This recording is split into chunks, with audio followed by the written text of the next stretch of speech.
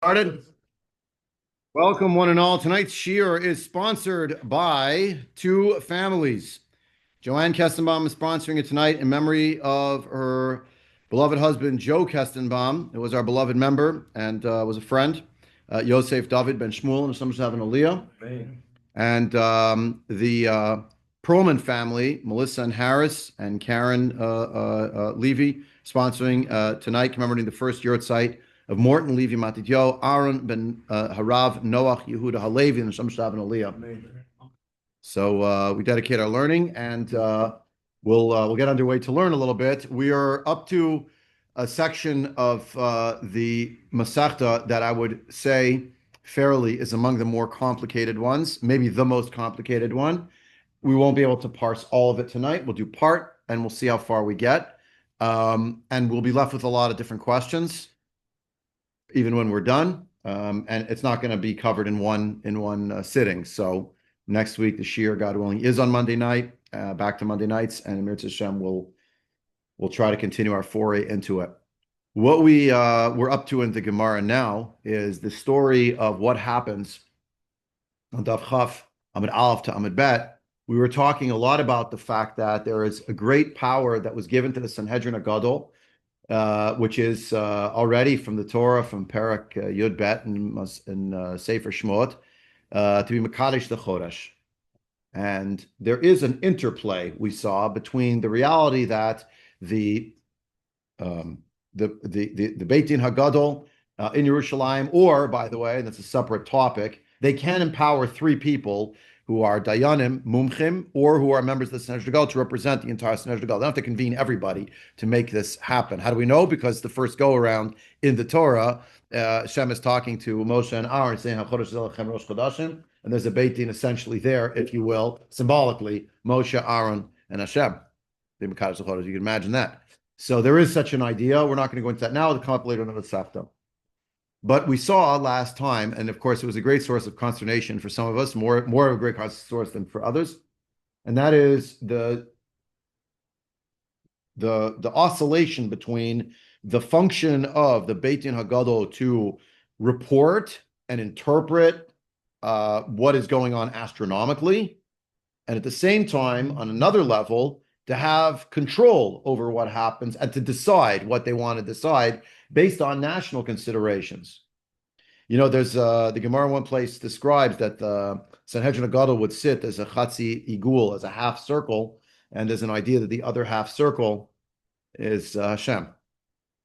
This is a great partnership between Hashem and Klal Yisrael, particularly in the juridical realm, and nowhere as great as in the realm of Kiddush HaChodesh. It is not the case that on the 17th of a month, the Chachamim could just decide, okay, it's a new month. That's not what it means. They have to know that it's actually in the time frame for when the new month could be declared. But what we saw last time was that there might be considerations, overriding concerns for the nation. They're halachic considerations about how they'll be able to be Mekayim various mitzvot, particularly Yamim Tovim, and what will happen if they'll just be an observatory. I called it an observatory. This is what we saw. This is what we're announcing. This is what we're telling everybody. It's like, so what's your function? And you might have thought that that was the only function, but it turns out there's more to it. And the question, how much latitude they have. Could they make it early? Could they make it late? We're going to learn another element of that tonight. And it's going to come to us, of all people, from Shmuel. Now, Chacham Shmuel is already the first generation of the Amoraim. Rav and Shmuel, very famously well known, right? So they're already the first generation of Amoraim, which means right before them was Rabbi Yehuda Anasi, the last of the Tanaim. And Shmuel makes a declaration that on page 20b, which is what we're up to, where he says, that's the first line, the last word, page 20b, Amar Shmuel Yechilnu Takun Lekule Gola.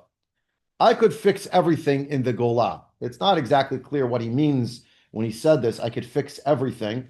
Rashi on the third line, Yechilnu Takune, Belori Iyad Edin, Ki Baki Ani, Betoldot Halavana, Vihilucha, V'Seder Hamazalot. I could fix things with a calendar. We wouldn't even need to have witnesses come and declare anything. I'm so well versed in the molad, the cycle of the moon, essentially the birth of the moon, and its pathway, and the order of the constellations. There's a Gemara in Bava Metzia that refers to Shmuel as Shmuel Yarchiana, Milashon Yareach, right? Yeah. So, there was a group of Chachamim in Provence that were called the Chachmei Lunil. You have Rav Aaron of Lunil, you have various Chachamim who were known as the Chachmei Lunil. So Lunil was like the word La Lune, yeah, because of the area they came from in Provence. They were known that way. And some of them were even known by names like Ibn Hayarchi, Yareach. But the reason why Shmuel got this title was because he was well known to be what other people might call an astronomer. There's a Gemara in Brachot where he says, I am as acquainted with the pathways of the sky, the Shvili Derakia, as I am with the pathways in Naharda. He lives in Bavel. I'm as acquainted. I know how things run. These were experts. They understood what was going on. He's alive in circa, and the history is going to be important here to have some window into this. In circa the year 225, 226 of the Common Era. Back and forth. Again, 20 years here, 30 years there, but Rabbi Yehuda Nasi is around in the year 200, he redacts the Mishnah, or thereabouts. Rabbi Yehuda Nasi lives till 215 to 225, somewhere in that range. And this is already, the next generation, this is Shmuel. So just to recognize, he's already saying, I could fix everything in the Golah. And Rashi interprets that to mean that we wouldn't even need witnesses anymore. I could make everything happen. I mean, it's a bit of a, what do you mean?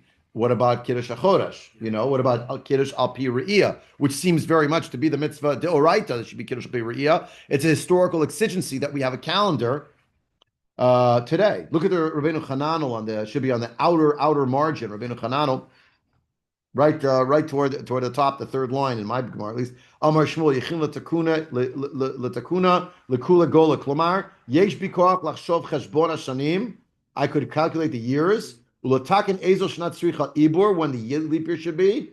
V'chein b'chodashim Eze Chodesh Tzarich Litaber Ad Biat HaGoel V'it Yasheva Sanhedrin, until the Redeemer comes and the Sanhedrin will return. Now, in the days of Shmuel the Chacham Shmuel, I meant to say, sorry, slip of the tongue. There is still, it seems to be, a Beit Din Hagadol of some kind, still turning around. They're not in Yerushalayim, haven't been for a long time. They're up north.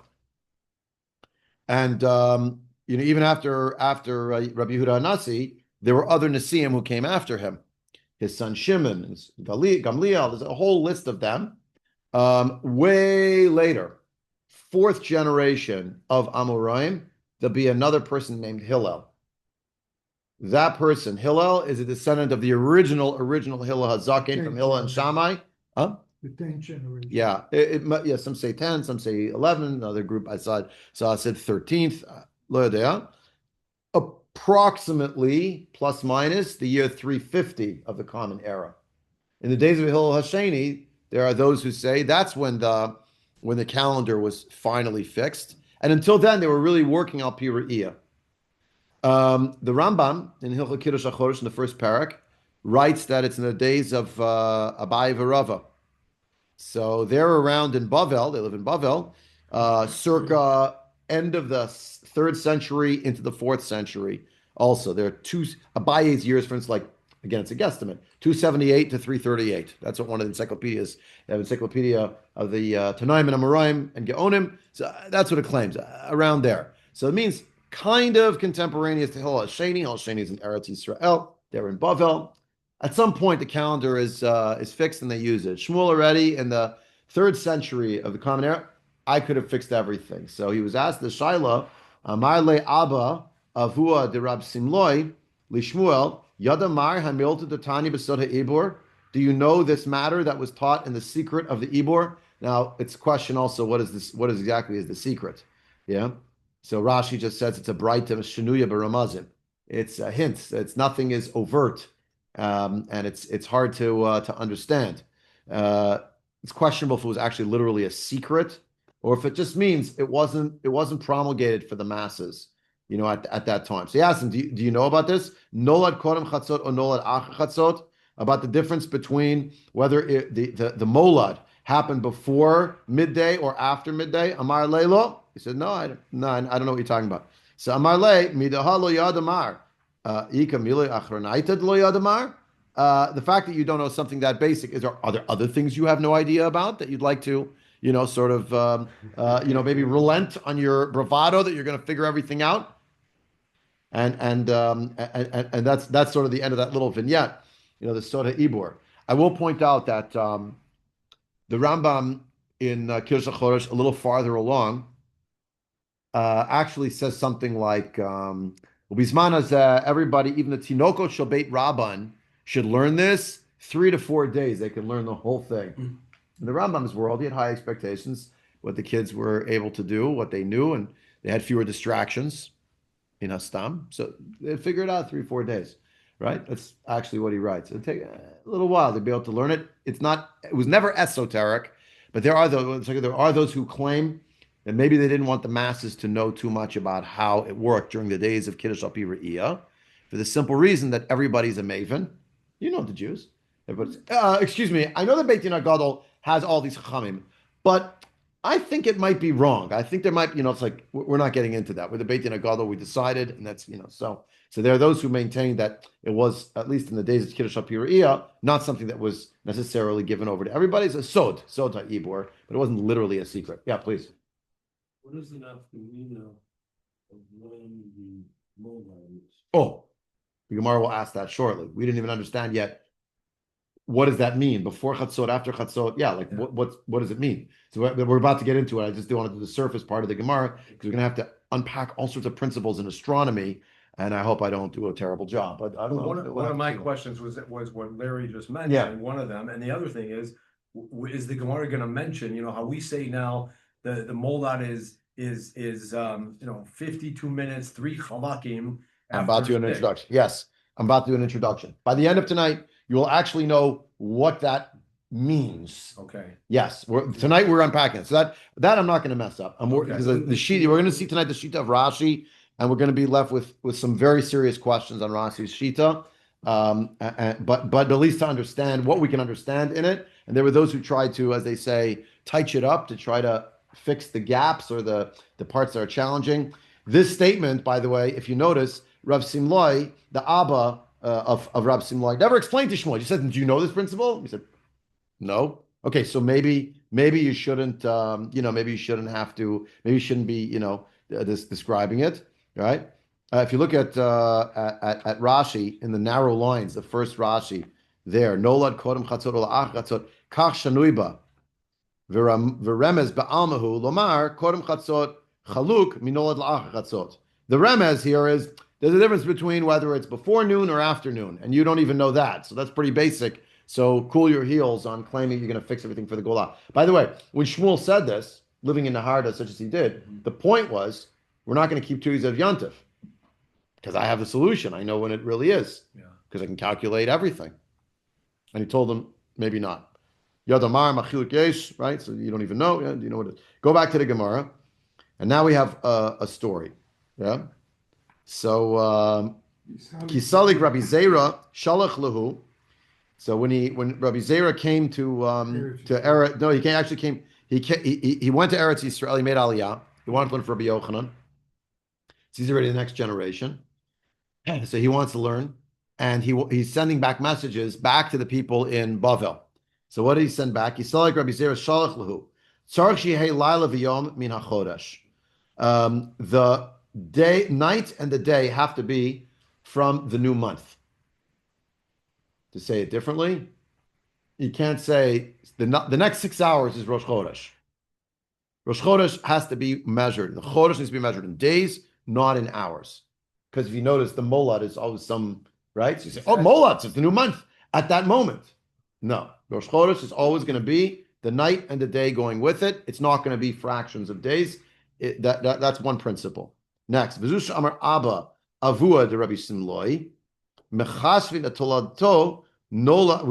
calculate its molad. We calculate the exactly when the moment of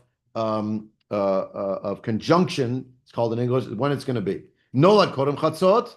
If the molad happened before midday, but yadua shenira samuch l'shkiat hachama. It is known that we will be able to see a sliver of the new moon already right at the time of sunset.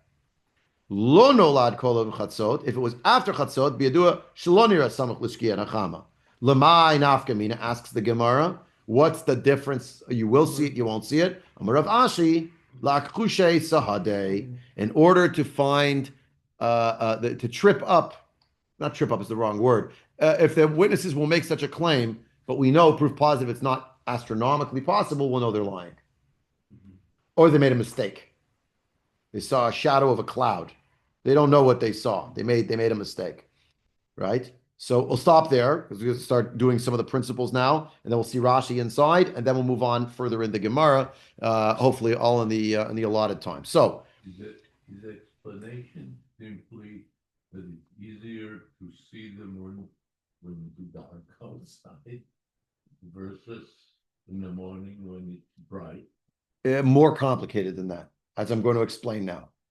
Yes, that is correct, but it's even more complicated than that, as I'll try to unpack now. So there are two things about perspective we need to know. We talked about this a while ago when we talked about the Tkufot and the Mazalot, and right? There's what's actually happening astronomically, and then there's what's happening from apparently happening. They're not always the same thing. Actually is the reality. But the apparent is what we experience. Where does the sun rise? In the east. Where does it set? In the west. So every day in our town, right, if I'm not mistaken, it rises in the east, goes over the sky, actually to the south a little bit, depending on time of year, and goes down in the west, right? Yeah. So it's always moving in that direction, right? That's apparently what's happening. And from our perspective, that's exactly what's happening. But actually, the sun is not rising and setting. Planet Earth is spinning. That's what's happening, right? Now, it turns out the sun is moving also very, very, very quickly, but we don't know that because planet Earth, right? We don't know. No, but the sun itself is moving because the solar system is moving because the galaxy, the Milky Way galaxy is moving, things that were not known to anyone, any human being. No one understood this. Maybe I'm sure there's something. There are hints, by the way, in Shas that the vastness of the universe of and multiverse, as people like to say, Olam Hazel, Olam Habas, is pretty obvious, in terms of, outside of the physical world. Back down to earth. There's an apparent sunrise in the east and an apparent sunset in the west. But there's also an actual reality of what's happening, and that's not really it. But when we speak about it colloquially, we refer to sunrise and sunset. And we're not actually really making a declaration about geocentricity versus heliocentricity. And we've said before, the Chachmei HaMasorah, it would seem, right up to the time period of Copernicus and just after Copernicus, they did not know about heliocentricity. Every human being thought it was geocentricity. And we know otherwise now. It's a paradigm shift in terms of the actual. But when we talk about the apparent nature of things, which the Gemara speaks in apparent terms, is in reference to where we are in our lived experience, that's how we often speak about it. Okay? Are you with me? Okay. The moon, apparently, also every single day rises in the east and sets in the west. It's called moonrise and moonset. We don't usually care that much about it, although if you look U.S. Naval Observatory or what have you, you're going to find, they'll tell you moonrise and moonset. And that's daily. Daily, it'll go through the sky from east to west, just like the sun. You don't see it during the day most of the month because it's blotted out by the light of the sun. But,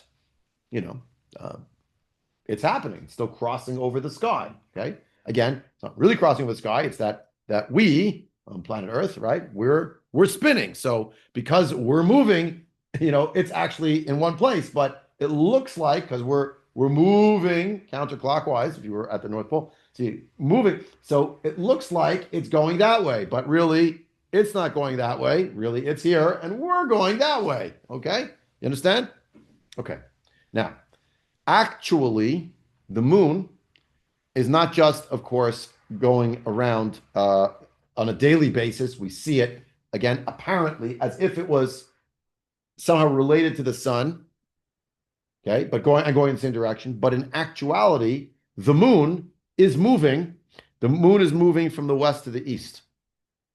Because don't forget the moon, this is the Earth, the moon actually is going around planet Earth. So even though planet Earth is spinning on its axis, and therefore because it's spinning on its axis, it spins once every 23 hours and 56 minutes and blah, right? So it goes around. So it seems as if, because of the way it's moving, as if the moon was going this way, but actually the moon is going the other way, from west to east. West to east.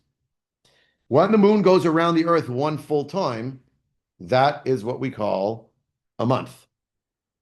In the solar months, January, February, March, April, that's actually completely arbitrary. It's based on the idea of the moon, of the lunar months, but it's actually kind of arbitrary, right? Meaning, Rosh Chodesh doesn't line up with beginning of February. Why do they choose 12?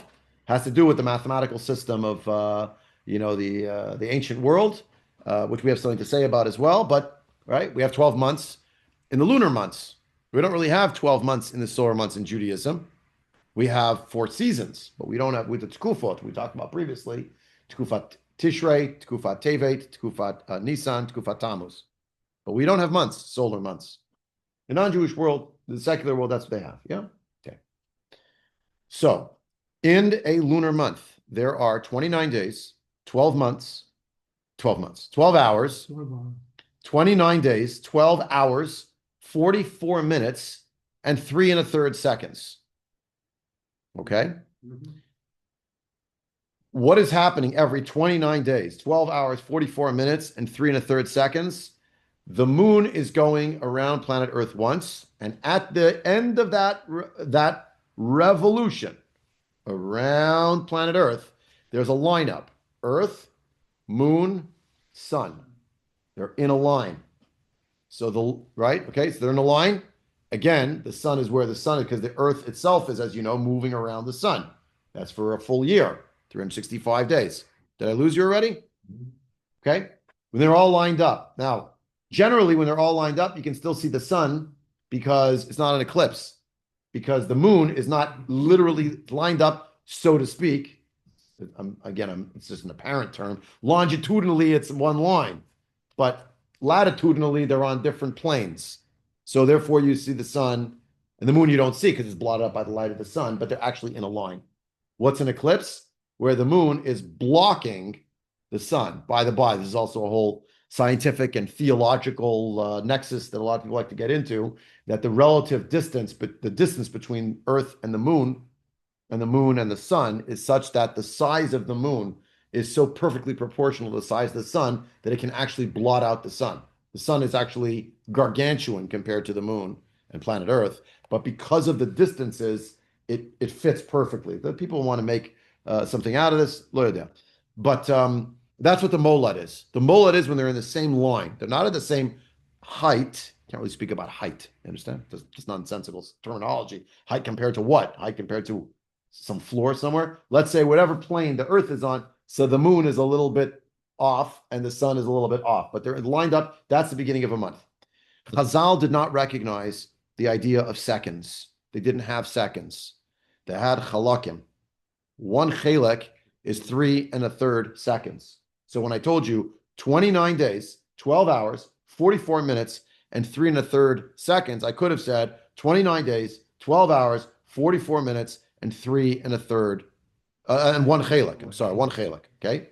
What Chazal did though was they conflated generally in the notation of Chazal, they conflated the hours and the minutes, excuse me, and the seconds. Okay, because there's 1,080 chalakim in an hour. With one chelek being 3 1/3 seconds, or another way of saying it, one chelek is 1/18 of a minute. And therefore, Chazal would say 29, every month is 29 days, 12 hours, and 793 chalakim. That's what a month is. Again, when they're all in a line, that's the beginning of the month. That moment is called the molad.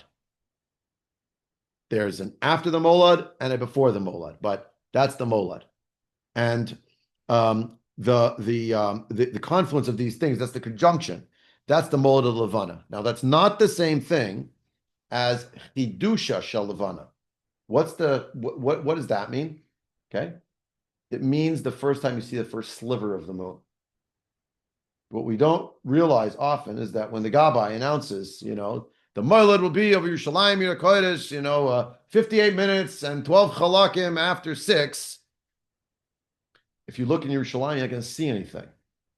It's invisible at that hour. It's not, you can't find it. Okay? There's nothing there.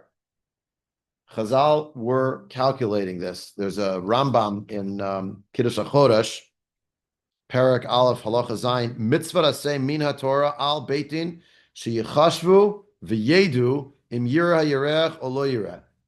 They have to calculate when the molad is. He thinks the Mitzvah Aseh Min HaTorah. Both the Perush on the Rambam there and the Lechem Mishnah both say it's from the pasuk Achodesh Zeh Lachem. Means not just the declaration, but the calculation had to be known. That's the Rambam's contention. It's a mitzvah to say. But the molad is not when the moon is visible. Right. So I don't understand how that aligns with what the Rambam said. The moon, yeah, they have to calculate based on mathematical calculations about when the molad will be. How do they figure that out? But why? You may have explained it, I beg your indulgence. If it depends upon a sliver being visible, why don't they do the calculation for when the sliver? Good. So the calculation of the sliver Yeah. is only for the formal declaration that it's now Rosh Chodesh. So what is the purpose of molad?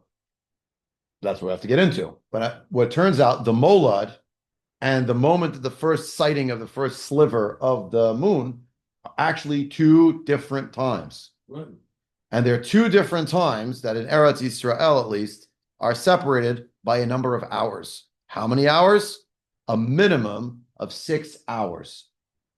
Sha'ot Zmaniyot, by the way. So all the Sfarim have to say, okay, assume it's a perfect day. It's at an equinox. It's either the spring or the fall equinox.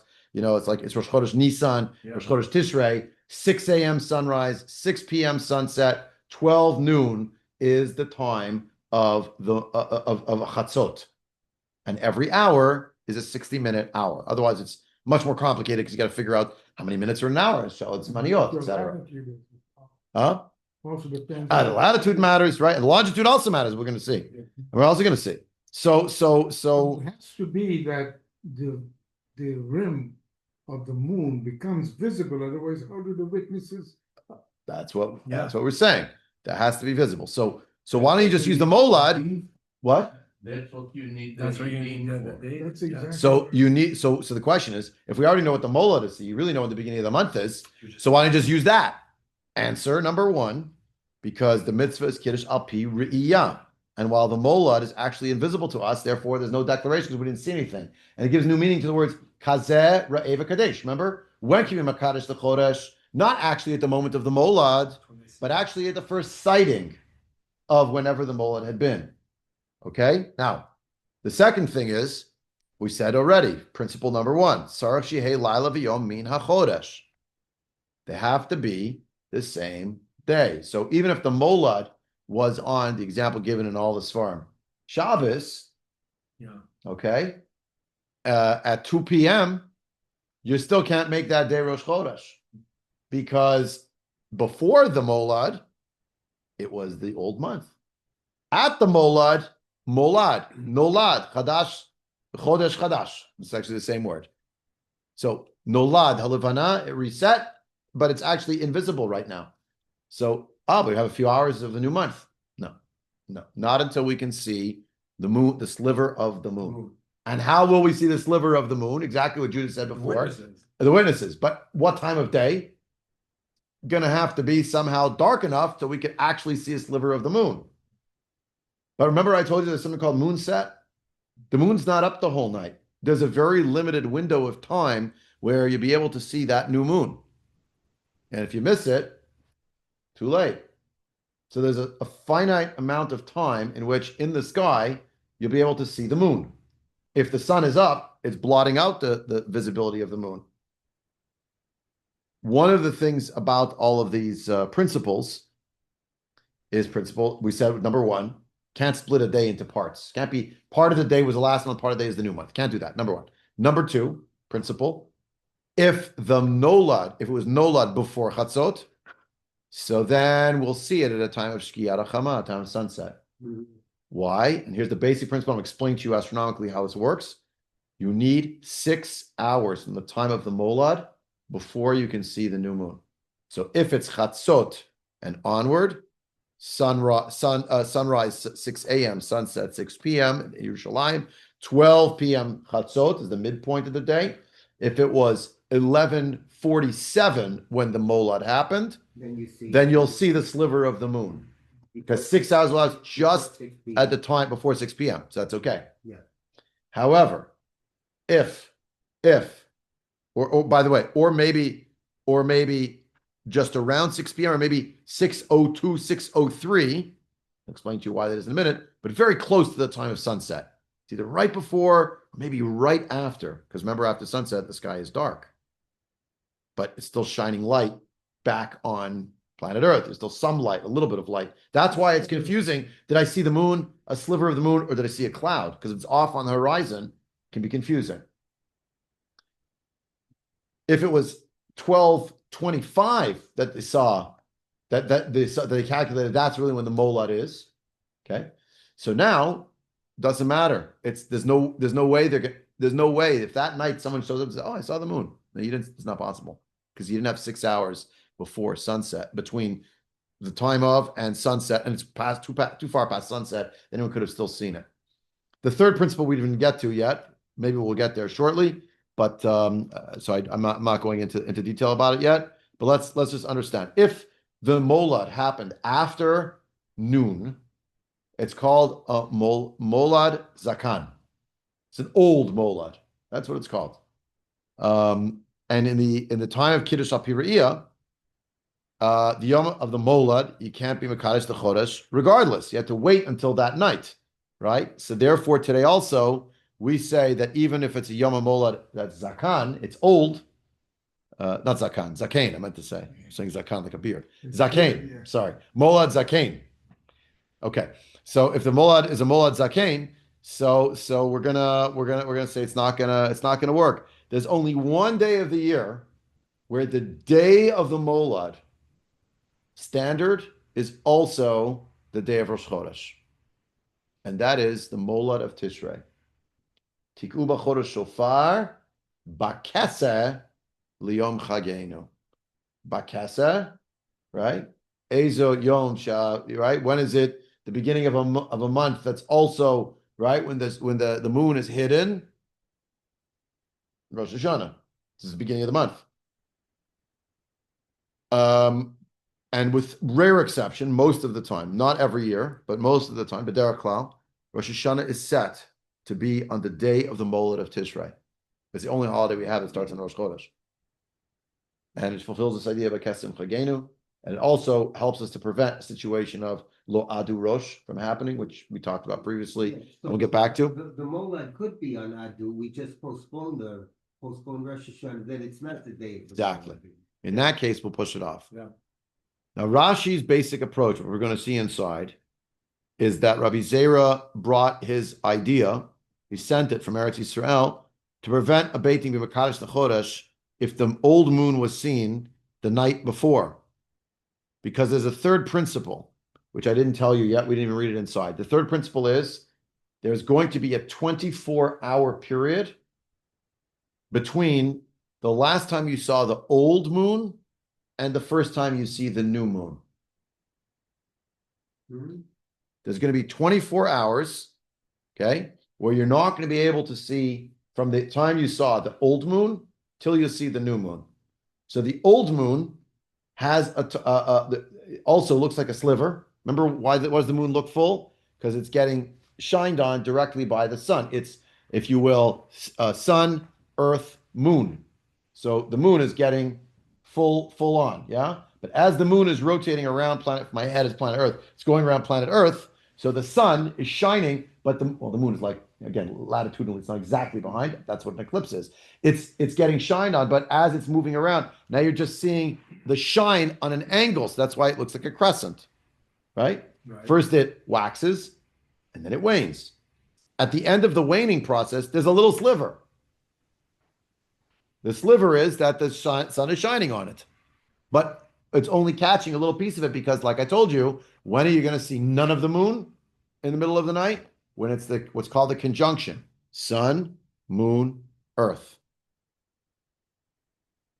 So the third principle is there's going to be a 24-hour period in which between the night and the day, you're not going to be able to see for a full 24. I mean, part of those 24 hours, it's light outside. So obviously there, forget those 12 hours. But there's going to be basically 6 hours from the time of the molad and 18 hours before the molad in Eretz Yisrael that you're not going to be able to see the moon. It will have disappeared. That's the third principle that Rabbi Zeira brings. And Rashi's basic idea is that to prevent the Beitim Mekadosh the Chodesh, if they saw the old moon the night before, because you need 24 hours, right? So you need the night and the day to be together from 1 month, the same month. They're not going to be able to be Mekadosh the Chodesh. So in other words, if on a given night you have, it's I don't know, it's a Tuesday night, and people look in the sky and they see the last sliver of the waning moon right before Rosh Chodesh, a tiny little sliver. It's not really not at night. The truth is going to be right at the time period of sunrise, before sunrise. But we'll get to that in a minute. For argument's sake, which is not really accurate, if they saw it in the sky, then it can't be that same night the Chachamim are going to declare, Rosh Chodesh. Can't be, because it's not 24 hours from the morning till the night. They have to wait a full 24 hours between when they saw it and when the Mekadosh Chodesh, and it can't be on a half day, so it's going to end up being to that, pushed off to that night. And this is a basic idea about what we're talking about when we say you can't split the day, and then in Eretz Yisrael, this is the sheet of Rashi, his understanding of Rabbi Zeira sent, in Eretz Yisrael, the new moon is always going to be 6 hours after the molad. That's when the first sliver is potentially visible, assuming it's not daylight outside. I mean, total daylight, right? So if the molad is at 9:42 a.m., right? So then you count 6 more hours. Yeah. It's 15:42 when the first sliver is visible. No one's going to see that. But by the time you get to whatever it is, call it 17:52 before 1800 hours. Now we see the sliver. It's more than 6 hours old. Seder. So those are the ones, they'll see it, they'll run to the Beit Din, we saw it. But there has to be a minimum buffer of 6 hours. In Eretz Yisrael, says Rashi, that's the third principle that we have in the Gemara. We didn't read it inside, but we probably should have. We keep going, go back in the Gemara. I'm about almost halfway down the page. The first word on the line is Zeira. And if you go back a line before, so it's Amar Rabbi Zeira, Amar Rav Nachman, Chaf Dalet Sha'e, Machse Sihara. There are 24 hours in which the moon is covered and invisible. Lididan, Shit Matika, Vitimne Sari Mechadata. For the people, for us, means Lididan, means our people, the people who are in Bavel. 6 from the old moon will not be visible, and the first 18 hours of the new moon will not be visible. Liditu, for the people in Eretz Yisrael, Shit Mechadata, it'll be invisible for the first 6 hours of the new moon. Vitimne Sar Matika, and from the previous 18 hours of the old moon. L'may nafka mina. What's the practical difference between these calculations? Amar Rav Ashi, Lakhushe Sahadeh. Yeah, same reason as before. So, right before and right out, again, to reiterate, right before and right after the molad, you cannot see the moon. In Eretz Yisrael, you can't see the moon for 18 hours before the molad and 6 hours after the molad. In Bavel, somehow, it's exactly the opposite. So let me explain the astronomy, what's happening here, and hopefully I haven't made everyone incredibly confused. After the molad, the Levana is to the east of the sun. It's to the east of the sun. Again, apparently it's to the east of the sun. In reality, there's no such thing as east, west, north, and south when you're in outer space, okay? But on planet Earth, from our vantage point, after the molad happens, the moon is a little bit to the east of the sun. So if it's to the east of the sun, then it's going to rise just after the sun. The sun is a little bit more to the west. So when the sun comes up in the east, such as it does, at the beginning of the new month, the sun will rise and the moon will follow right after it. Okay? This is the beginning of the month. It'll cross through the sky. And as we get to sun, and you won't see the moon because it's a tiny little sliver and it's blotted out by the massive light of the sun. But as you get to sunset, what's going to set first? The moon is trailing the sun. The sun leads at the beginning of the month, so to speak. Apparent. West sky, sunset. The moon is left coming down after it, and you see a little sliver that looks like this because the light of the sun is still shining on it from below the horizon. And therefore, at the last minute, you can look on the western sky. Aha! That's where it is. Okay? You follow? Mm-hmm. Okay, now, the opposite is for the old moon. By the time you get to, because it becomes a full moon, and after the full moon, it's the opposite. Now the moon is actually west of the sun, and the moon is leading the way, meaning the moon, at the time of sunrise, the moon comes up first, it's coming around. The moon actually has a moonrise, okay? And the sun is coming up after it. So when the moon comes up, it comes up first. The sky is still dark. You can see a sliver of the moon looks like this in the eastern sky because the sun is right behind it, shining on it like this. So before, when I said beginning of the month, the sliver looks like this in the western sky. See? But at the beginning of the month, the moon looks like this in the eastern sky.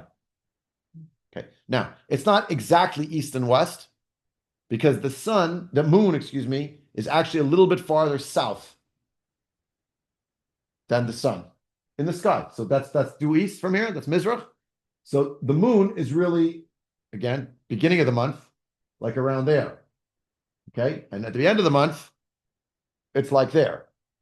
Okay. You'll see this. And depending what night of the month it is that we're doing Kiddush HaChodesh, the moon will be obviously in a different place, because it depends what night it is of the month and how late it is at night when we go outside, how close it is, right? Because the sun set, you understand? This is a perfect day. That's how it works. But it's not a perfect day, so the times get shifted. How long it'll be visible in the sky, how short it'll be visible in the sky.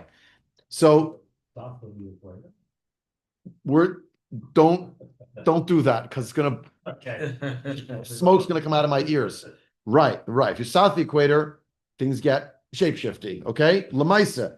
At the end of the month, let me review. At the end of the month, you'll see the sliver in the morning in the eastern sky. So the witnesses come to court and they say, "We saw the moon last night. Where'd you see it?" "Oh, in the western sky." What did it look like? And they already know the western sky couldn't be in the western sky. So, because the end of the month, it's going to be in the eastern sky. And at the end of the month, the sliver's in the morning in the east. And at the start of the month, the sliver's in the western sky at night. Not exactly night. That's the point. Because it's at the end of the month, it's trailing the sun, means it's going to have moon set right after the sun is going to go down. Mm-hmm. Okay. So in Bavel, right? In Bavel, that's Lividan. You get 6 hours of the old moon that you can't see, and 18 hours of the new moon that you can't see. Something along the lines of that is because it's farther east, so you can see the Levana Yeshana for longer. It's closer to its molad. But the Levana Chadasha takes longer, 18 hours after the molad, but in Eretz Yisrael, which is due west of Bavel, westerly, so therefore it's you're gonna be able to see it in a different way. Well, I think Yisrael and Bavel are close enough that you wouldn't see such an extreme difference. So this is where Tosfot and many of the Rishonim have very serious arguments against Rashi. They say that you gave how could it be that the Gemara is saying that it is really a flip 6 hours well, sorry, 18 hours plus 6 hours in Israel, but in Bavel, which is not that far away, 6 plus 6. that's 36 minutes is the whole distinction really between the two of them in terms of the sunset, usually between them, right? So how could you possibly say that in Bavel it's 6 plus 18 instead of 18 plus 6? Something here doesn't add up. So there's a real challenge here to Rashi's Shita. There is a real challenge to how he understands this Gemara. Many Rishonim and Achronim try to understand it. We're already out of time to try to get into the weeds about how this exactly plays out. There are some who want to argue that what it means within 6 hours of the Molad, everybody agrees. 6 hours before and 6 hours after, the moon is totally invisible. For sure. Okay? Because the Molad is going to happen in such a way that it's going to be, again, the conjunction sun, moon, earth. And therefore, for all time, there will be no light shining at that moment it's shining on planet Earth, right? The moon is not visible at that time because the light is overtaking it from the sun. Okay, you understand? And based on that idea, again, this is on a perfect day. On a not perfect day, the chatzot time could be earlier than noon or later than noon, could be right some other kind of time. But the point is, it's never going to be visible at that moment of conjunction. 6 hours before and 6 hours after. But those who want to sort of answer for Rashi start saying, maybe the 12 hours on either side, because it's a 24-hour day, so you have 6 hours before, 6 hours after, that's 12 hours. There's another 12 hours to play with. Maybe the point of the Gemara is that in Bavel, there's 6 hours of the old that you can't see it at all, but in the new, the 18 hours, the first 6 of those 18 hours, for sure you can't see it, but the latter 12, maybe you could see it. Maybe things could align in such a way that you'd catch the sliver with the moon set, b'chulei. And in Israel, that somehow it's the opposite. Seems like it's again trying to answer this conundrum. And that in Israel, again, it would be 6 hours on one side of the Molad, 6 hours on the other side, that's 12 hours. But instead, it's saying that for sure after the 6 hours, you could already see it in Eretz Yisrael. And on the other side of the Molad, before the Molad in Eretz Yisrael, there's another number of hours, another basically 12 hours tacked onto those 6, in which it would be very, very hard to see the moon in that period of time. So when it said 24 hours, you don't see the moon, it really meant 12 of those hours. It's impossible. But in Israel, because of where it's placed, the topography, maybe the longitude, again, it's kind of forced. I haven't spent enough time sitting in the Achronim to try to figure this out. It seems a little challenging. Because of this, various other Rishonim came up with other ideas, completely different ideas about how to understand this line for Rabbi Zeira, because you can't just say, "Oh, what did Rabbi Zeira know? He didn't know what he was talking about," or something. It's impossible. Dafka Rabbi Zeira went from one community to the other. Dafka, he saw it. He knew. So what is he trying to convey? For that, we're going to have to come back next time. And I pity the people who aren't here tonight, because how are they going to figure any of this out? We'll have to spend half the year next week on Monday. It's actually, Baruch Hashem, it's not a full week. So we'll come on Monday. We have to figure out how it plays out. But thanks all for coming and have a great night.